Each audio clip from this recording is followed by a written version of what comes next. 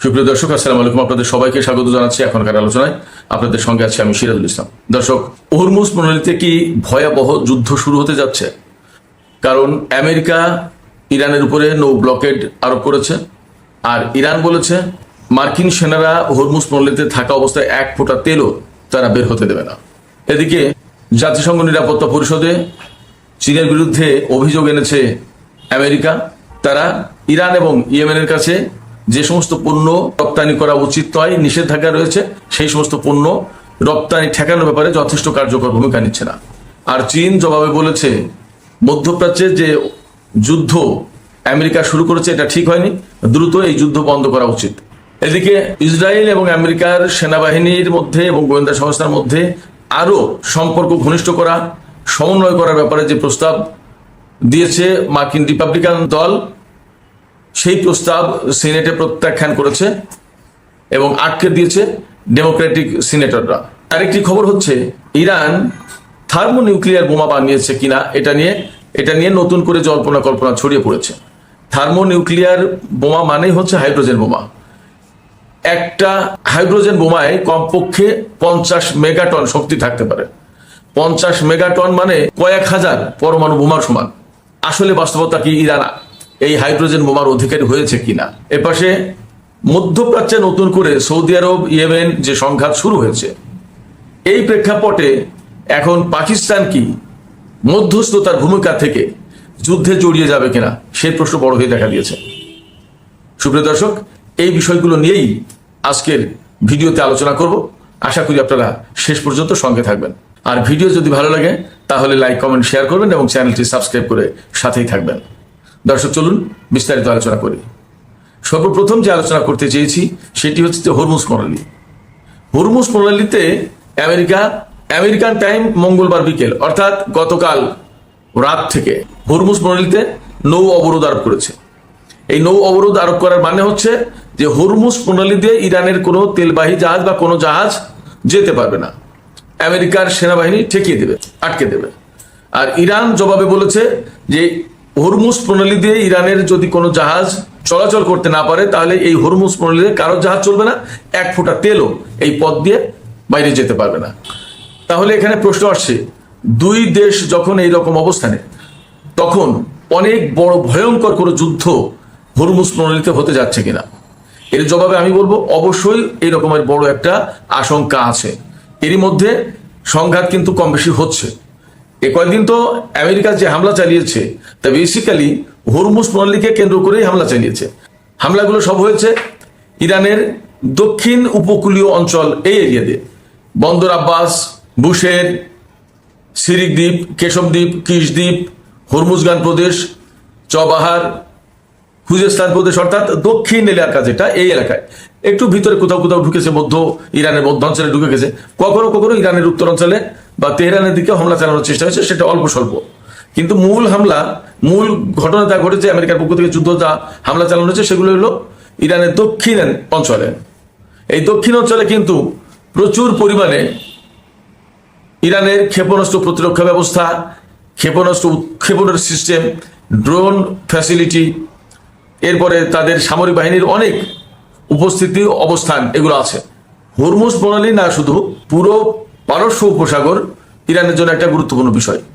পুরো পারস্য উপসাগরের উত্তর পাড় হচ্ছে ইরানের একার। সেক্ষেত্রে এই সাগর পাড়ি দিয়েই অনেক দুষ্কৃতকারী শত্রু বাহিনী ইরানের ভিতরে ঢুকে যেতে পারে। এছাড়া এই সাগরের অপর প্রান্তেই মার্কিন বাহিনীর এত অবস্থান ছিল। ফলে ইরানকে কিন্তু এই বিষয়টা মাথায় রাখতে হয়েছে যে হরমুজ প্রণালী এলাকা না শুধু, পুরো চবাহার থেকে অর্থাৎ পাকিস্তানের সীমান্ত থেকে একেবারে ইরাক কুয়েত সীমান্ত পর্যন্ত এই পুরো অঞ্চলে ব্যাপক সামরিক উপস্থিতি বজায় রাখতে হয় ইরানকে, তার নিজের সেফটির জন্য। এই জায়গা থেকে অনেক সামরিক অবস্থান আলটিমেটলি দক্ষিণ অঞ্চল আছে, ইরানের দক্ষিণ অঞ্চল আছে। আর সেইগুলো লক্ষ্য করেই গত কয়েকদিন ধরে আমেরিকা বারবার হামলা চালাচ্ছে। এর জবাব দিতে গিয়ে ইরানকেও মধ্যপ্রাচ্যের যে সমস্ত দেশ রয়েছে, বিশেষ করে কুয়েত, বাহরাইন, কাতার, জর্দান, সংযুক্ত আরব আমিরাত, এমনকি ওমানেও মার্কিন অবস্থানে ইরান হামলা চালিয়েছে। এবং গত রাতে যে হামলা হয়েছে, গত রাতে প্রচুর হামলা করেছে আমেরিকা, ইরানও জবাব দিয়েছে। এবং আমরা যা খবর পাচ্ছি, বাহরাইনে যে শেখ ইসা বিমান ঘাঁটি, আমেরিকার যে বিমান ঘাঁটি আছে সেখানে, এবং যে পঞ্চম নৌবহরের ঘাঁটি, এটা মোটামুটি একেবারে ডিস্ট্রয় করে দিয়েছে, একদম ধ্বংস করে দিয়েছে। কুয়েতেও ব্যাপক হামলা হয়েছে। তারপরে জর্দানের প্রিন্স সুলতান এয়ারবেজ এবং প্রিন্স হাসান এয়ারবেজ, এই সমস্ত জায়গায় মারাত্মক রকমের হামলা চালিয়েছে ইরান। কারণ এখন আর বসে থাকার কোনো সুযোগ নেই অ্যাকচুয়ালি। আমেরিকা কিন্তু ইরানের দক্ষিণ অঞ্চলে হামলা করে ইরানের সামরিক শক্তি মারাত্মকভাবে ক্ষতিগ্রস্ত করে দিয়ে, যাতে ফ্রন্ট লাইনটা ভেঙে পড়ে। এরপরে কিন্তু স্থল অভিযান চালানোর একটা চেষ্টা করতে পারে, এরকম প্ল্যান আছে বলে জানা যাচ্ছে।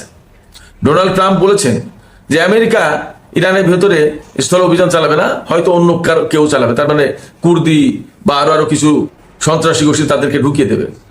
আমার ব্যক্তিগত পর্যবেক্ষণ হচ্ছে যে ডোনাল্ড ট্রাম্প যা বলছে এখানে তার বিপরীত ঘটবে। ওরা তো থাকবেই, কুর্দি আর আরো যে সমস্ত ইরান বিরুদ্ধে যে সমস্ত উগ্রপন্থী গরিলা গোষ্ঠী আছে তারা হয়তো থাকবে। তার সাথে অবশ্যই ইসরায়েল এবং আমেরিকার সেনারা ইরানের ভেতরে স্থল অভিযান চালানোর চেষ্টা করবে। যদি স্থল অভিযান চালায়, তবে স্থল অভিযান চালালে ইরান আগেই বলে রেখেছে আমেরিকা এবং ইসরায়েলের কবরস্থান হবে ইরানের মাটি। লাশের পর লাশ পড়বে, হাজার হাজার অগন্তি লাশ পড়বে। যাই হোক, তো হরমুজ প্রণালীকে কেন্দ্র করে অবরোধ পাল্টা অবরোধের যে সমস্ত ঘটনা ঘটছে, তাতে আসলেই অনেক বড় এবং ভয়ঙ্কর যুদ্ধ হওয়ার আশঙ্কা রয়েছে। যখন এইরকম প্রেক্ষাপট, তখন বিশেষ করে সামাজিক মাধ্যমগুলোতে খবর ছড়িয়ে পড়েছে যে ইরান নাকি 35টি হাইড্রোজেন বোমা বানিয়েছে। থার্মোনিউক্লিয়ার বোমা বলে এটাকে, বা হাইড্রোজেন বোমা। পরমাণু বোমার চেয়ে হাইড্রোজেন বোমা অনেক অনেক বেশি শক্তিশালী। তার কারণ হচ্ছে যে পরমাণু বোমা যেভাবে ফিউশন ঘটায়, বিস্ফোরণ ঘটায়, হাইড্রোজেন বোমা পরমাণু বোমা ব্যবহার করে প্রাথমিক কাজটা করে বাদ বাকি শক্তি অর্জন করে অন্য কায়দায়। আমেরিকা জাপানের হিরোশিমায় যে পরমাণু বোমা ব্যবহার করেছিল তার শক্তি ছিল 15 কিলোটন, আর নাগাসাকিতে যেটা মেরেছিল সেটা শক্তি ছিল 21 কিলোটন। তার ধ্বংসযোগ্য ক্ষমতা তো আমরা কম বেশি দেখেছি। এখন আমেরিকা, রাশিয়া, এই সমস্ত দেশের হাতে যে সমস্ত ছোট ছোট পরমাণু বোমা আছে, তার শক্তি এর চেয়ে কয়েক গুণ বেশি।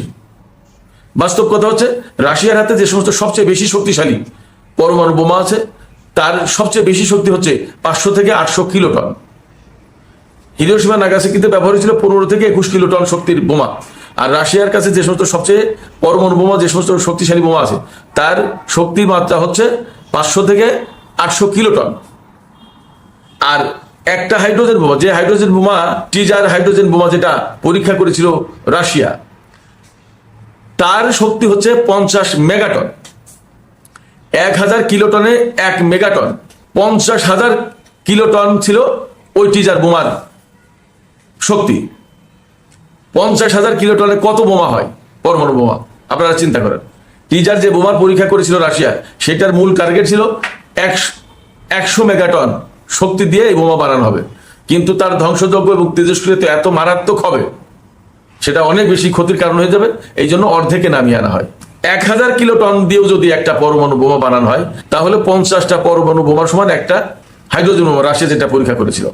কিন্তু বেশিরভাগ পরমাণু বোমার যে সাইজ বা যে শক্তি, তাতে 100 কিলোটনের ভেতরে এখন বেশিরভাগই রাখা হয়। তো পৃথিবীতে 9টি পরমাণু শক্তিধর দেশের কাছে পরমাণু বোমা যাদের কাছে আছে, এই 9টি দেশের কাছে 12,183টি সম্ভবত পরমাণু বোমা আছে। তো এই সমস্ত পরমাণু বোমা যা মাত্র কয়েকটা হাইড্রোজেন বোমা সমান। বলা হচ্ছে ইরানের কাছে 35টি হাইড্রোজেন বোমা আছে। আমি ব্যক্তিগতভাবে মনে করি এই বিষয়টার সত্যতা নিশ্চিত করা কঠিন। ইরানের পক্ষ থেকে কিন্তু পরিষ্কার কোনো ঘোষণা দেওয়া হয়নি। যতক্ষণ পর্যন্ত ইরান ঘোষণা দিচ্ছে, ততক্ষণ পর্যন্ত আমাদের বলার কোনো সুযোগ নেই যে হ্যাঁ, ইরানের কাছে পরমাণু বোমা আছে বা হাইড্রোজেন বোমা আছে। তবে আমি আবারও বলি, ইরানের খাতামুল আম্বিয়া বিমান ঘাঁটির যিনি সাবেক প্রধান ছিলেন, পরে তিনি মেজর জেনারেল হয়েছিলেন, মেজর জেনারেল আমির আলী হাজিজাদে, তিনি একসময় বলেছিলেন, গত বছর 12 জুন যখন ইরান আমেরিকা যুদ্ধ শুরু হয়, সম্ভবত তার কয়েকদিন আগে বলেছিলেন যে ইরানের কাছে পরমাণু প্রযুক্তির চেয়েও বড় কিছু আছে। তাহলে হাইড্রোজেন বোমা যদি পরমাণু বোমার চেয়ে বেশি কিছু হয়, এবং অবশ্যই তাই, তাহলে ইরানের কাছে হাইড্রোজেন বোমা আছে ধরে নেওয়া যায়। অথবা তাদের কাছে এমন মিসাইল বা এমন অস্ত্র আছে যা ব্যবহার করলে একটা শহর কয়েক সেকেন্ডের ভেতরে টোটাল ইলেকট্রনিক ডিভাইস অকেজো করে ফেলতে পারে। ব্যাপক ধ্বংসযোগ্য হবে না, কিন্তু ইলেকট্রনিক ডিভাইসগুলো অটোমেটিক অকেজো হয়ে যাবে। তাহলে ইরান তো এই ধরনের শক্তির অধিকারী আছে, ইরান বলছে এটা। তো সেক্ষেত্রে দেখা যায় যে ইরানের কাছে যে সমস্ত সামরিক শক্তি আছে তা দিয়ে আমেরিকাকে মোকাবেলা করার মতো অবস্থা আছে, এটা মোটামুটি বোঝা যায়, বলা যায়। সেক্ষেত্রে আমেরিকা চাইলেই ইরানকে ধ্বংস করে দিয়ে একটা কিছু করে ফেলবে এমনটা না। হ্যাঁ, ইরানকে তারা যেহেতু বাগে আনতে পারছে না, নত স্বীকার করাতে পারছে না, সেক্ষেত্রে তারা হয়তো ফাইনালি পরমাণু বোমা ব্যবহার করলেও করতে পারে, অসম্ভব কিছু না। কিন্তু সেটা করলেও হয়তো পরিণতি ভিন্ন রকম হবে। আমরা এখনই বলবো না বা বলতে পারছি না কি হবে, কিন্তু ইরান এই সমস্ত সবকিছু মাথায় রেখেই সামনে এগোচ্ছে বলে আমার কাছে মনে হয়। ইরানের সামনে এই কথা নিশ্চয়ই আছে যে আমেরিকার হাতে, ইসরায়েলের হাতে পরমাণু বোমা আছে, তারা তো পরমাণু বোমা ব্যবহার করতে পারে, তখন আমরা কি করব, এই বিষয়টা নিশ্চয়ই ইরানিদের মাথায় আছে। যাই হোক, আমরা এখন অন্য প্রসঙ্গে একটু আলাপ করি। গতকাল জাতিসংঘ নিরাপত্তা পরিষদে আমেরিকার রাষ্ট্রদূত ওয়ার্স তিনি বলেছিলেন, অভিযোগ করেছেন যে ইরান এবং ইয়েমেনের কাছে যে সমস্ত পণ্য রপ্তানি করা নিষিদ্ধ, চীন সেগুলো মানছে না। এই নিষেধাজ্ঞা বাস্তবায়নের ব্যাপারে চীন সহযোগিতা করছে না। চীন এই বিষয়টি অস্বীকার করেছে। চীনের যে রাষ্ট্রদূত সানলেই তিনি বলেছেন যে চীন এগুলোতে সহযোগিতা করছে না, বরং এর যে বড় বাস্তবতা হচ্ছে, এটা যতটা জরুরি তার চেয়ে বড় বাস্তবতা হচ্ছে, বড় জরুরি হচ্ছে যে ইরানের বিরুদ্ধে যে আমেরিকা যুদ্ধ শুরু করেছে, এই যুদ্ধটা শুরু করাই উচিত, এটার নৈতিক কোনো ভিত্তি নেই, এবং এই যুদ্ধ যত দ্রুত সম্ভব বন্ধ করা উচিত, মধ্যপ্রাচ্যে এই যুদ্ধ থামানো উচিত। তার মানে চীন কিন্তু সরাসরি এই যুদ্ধের বিরুদ্ধে পরিষ্কার বক্তব্য দিল এবং পরিষ্কার অবস্থান নিল। এখন চীনের এই অবস্থানের প্রেক্ষাপটে পরিস্থিতি আসলে কত দূর যায়, কি হয় সেটা দেখার ব্যাপার। চীন কিন্তু গত 2 দিন আগে দুটো মেসেজ দিয়েছে। একটা মেসেজ আমেরিকাকে, মার্কিন প্রেসিডেন্ট ডোনাল্ড ট্রাম্প হুঁশিয়ারি উচ্চারণ করেছিলেন চীনকে যে চীন যদি আমেরিকা থেকে তেল কেনা বন্ধ না করে তাহলে চীনের উপরে 100% শুল্ক আরোপ করা হবে। চীন বলেছে, চীনের প্রেসিডেন্ট শি জিনপিং বলেছেন যে তোমরা 100% কেন 200% দাওগে, অথবা যত খুশি দাওগে, আমরা আমাদের মতো করব, আমরা আমাদের স্বাধীনতার সার্বভৌমত্বের চর্চা করব, তোমরা যা পারো করো, তোমরা আমাদের ব্যাপারে হস্তক্ষেপ করতে এসো না। এছাড়া সৌদি আরবের যুবরাজ প্রিন্স মোহাম্মদ বিন সালমান, তাকে চীনা প্রেসিডেন্ট বলেছেন যে তোমাদের মধ্যপ্রাচ্যের তেল গ্যাস যদি রাখতে চাও, এই সম্পদটা অক্ষত যদি রাখতে চাও, তাহলে ইরানের উপরে আমেরিকার হামলা বন্ধ করার ব্যবস্থা করো। আমেরিকাকে বলো তারা যেন ইরানের উপর হামলা বন্ধ করে। চীনের মেসেজ কিন্তু এগুলো। তার মানে চীন ক্রমেই তার অবস্থান পরিষ্কার করছে ইরানের পক্ষে, এবং এটা করতেই হবে। এদিকে আরেকটা গুরুত্বপূর্ণ খবর আছে। আমেরিকা ইসরায়েলের গোয়েন্দা বাহিনী এবং সামরিক বাহিনীর সাথে একেবারে মার্জ হয়ে যেতে চেয়েছিল, অর্থাৎ আমেরিকার যে গোয়েন্দা, ইসরায়েলের সেই গোয়েন্দা, অর্থাৎ ইসরায়েলের গোয়েন্দাদের হাতে যত তথ্য থাকবে সমস্ত সব তথ্য আমেরিকাকে দেবে, আর আমেরিকাও একই কাজ করবে ইসরায়েলের সাথে, অর্থাৎ সমন্বয়টা একদম অঙ্গাঙ্গিভাবে মিশে যাবে, জড়িত হয়ে যাবে। এবং সামরিক বাহিনীর যে সক্ষমতা, আমেরিকার হাতে যে অস্ত্র থাকবে তাই থাকবে ইসরায়েলের হাতে, এইরকম। এই প্রস্তাবটা নিয়ে আলোচনা শুরুর কথা ছিল কংগ্রেসে। এই নিয়ে প্রস্তাব উত্থাপন করা হয়েছে সিনেটে। সিনেটে ডেমোক্র্যাট সদস্যরা এর চরম বিরোধিতা করেছে, প্রত্যাখ্যান করেছেন। তাতে সিনেটে এই প্রস্তাবের বিরুদ্ধে ভোট পড়েছে 50টি, আর প্রস্তাবের পক্ষে ভোট পড়েছে 46টি। এই প্রস্তাবটা সিনেটে পাশ করার জন্য ভোট দরকার ছিল 60 100 ভোটের ভেতরে 60টি দরকার ছিল, কিন্তু এই প্রস্তাব পাশ হলো না। তার মানে এই প্রস্তাব সম্ভবত আর প্রতিনিধি পরিষদে আলোচিত হতে পারবে না, এটা আইনে পরিণত হতে পারবে না। তার মানে বোঝা যাচ্ছে যে এখনো ডেমোক্র্যাটরা ইসরায়েলের পক্ষে একদম অন্ধভাবে চলে যায়নি, এবং এই ইরান যুদ্ধকেও তারা সমর্থন করছে না। এবং মজার ব্যাপার হচ্ছে এই যে এই বিল এবং সামরিক বাজেট বাড়ানোর ব্যাপারে প্রস্তাব উত্থাপন করা হয়েছিল, সিনেট দুটোই নাকচ করে দিয়েছে। সামরিক বাজেট বাড়ানো এবং আরো কাজ করলে, প্রস্তাবগুলো পাশ হলে ডোনাল্ড ট্রাম্প অবলীলায় ইরানের বিরুদ্ধে যুদ্ধ করে যেতে পারত, কিন্তু সেই সুযোগটা সম্ভবত তিনি পাচ্ছেন না, অন্তত সিনেট থেকে। সুপ্রিয় দর্শক, আমি সর্বশেষ যে বিষয়টি নিয়ে আলোচনা করব সেটি হচ্ছে ইয়েমেন এবং সৌদি আরবের ভেতরে মোটামুটি একটা সংঘাত হয়ে গেছে, এবং সংঘাত আরো বেশি মারাত্মক হতে পারে। ইয়েমেন কিন্তু সৌদি আরবের আকাশের উপরে অবরোধ আরোপ করেছে। তারা বলেছে সৌদি আরবের আকাশে কোনো দেশ যেন বিমান পরিচালনা না করে, যতক্ষণ পর্যন্ত ইয়েমেনের আকাশের উপর থেকে অবরোধ প্রত্যাহার করে না নেবে সৌদি আরব, ততক্ষণ পর্যন্ত সৌদি আরবের আকাশের উপরে এই অবরোধ থাকবে। তার মানে হচ্ছে সৌদি আরবের আকাশে যদি কোনো দেশ বিমান পরিচালনা করে, সেই সমস্ত বিমানে হামলা চালাতে পারে ইয়েমেন ক্ষেপণাস্ত্র ড্রোন দিয়ে। তাহলে যুদ্ধ কিন্তু দুই পক্ষের ভেতরে আরো মারাত্মক আকার ধারণ করবে, অনিবার্য হয়ে উঠবে। এর ভেতরে যদি কূটনৈতিকভাবে আলাপ আলোচনার মাধ্যমে যদি পরিস্থিতি সামাল না দেওয়া হয় এবং একটা মীমাংসায় না আসা হয়, তাহলে কিন্তু যুদ্ধ ইয়েমেন এবং সৌদি আরবের ভেতরে অনিবার্য হয়ে উঠবে।